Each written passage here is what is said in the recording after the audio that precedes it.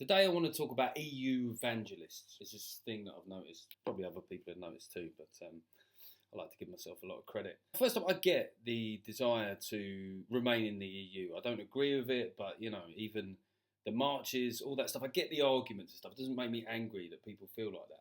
What I find is really odd is what I call EUvangelists.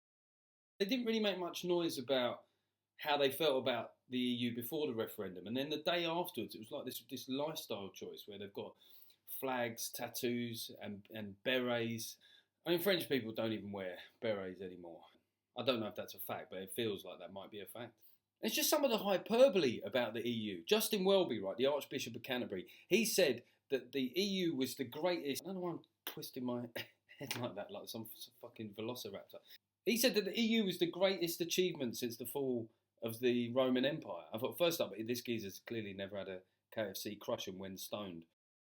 This is a man of the cloth. There's nothing that happened in religion in that whole period. He thinks that this body of people, this political body that seeks to gain, maintain and expand their power base, that is the greatest achievement of mankind. I mean, in the same way that you can't blame the EU for everything, you can't also give it credit for everything that happened since the Treaty of Rome. Just to be clear, you can't definitely say that there wouldn't have been another world war if it wasn't for the EU. Because I've got to say, after World War II, it felt like the appetite for the franchise was already waning. It is worth stating that the EU, it didn't blow up both Death Stars, contrary to popular opinion. And another thing I've noticed developing is this weird kind of reverse xenophobia, right? So xenophobia is kind of stupid in the first place, isn't it? This belief that somehow, because you were born where you were, that the people in your country have better characteristics. They're like better, more virtuous people than just people that were born in another sort of landmass. But there's this other thing that's become more common now, is to think that people are somehow better because they're born abroad. Like if you're an Italian, you're a French person, you're inherently more sophisticated, more worldly, a better human being.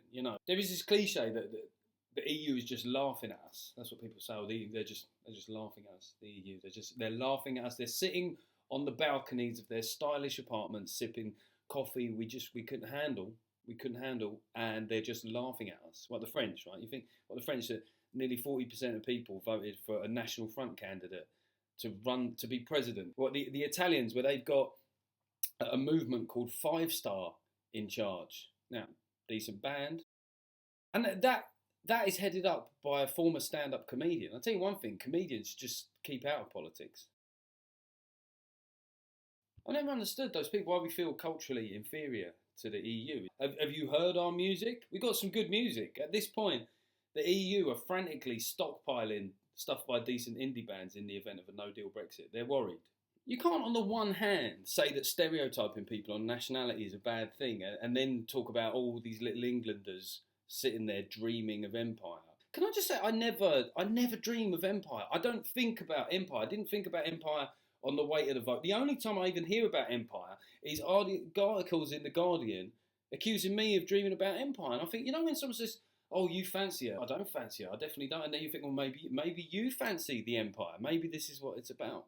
Surely the goal of all non-racist thinking is to just presume that people are inherently people with the same percentage of pricks, the same percentage of people that will try a locked door on a public toilet like 3 times before it fucking occurs to them that it might be locked.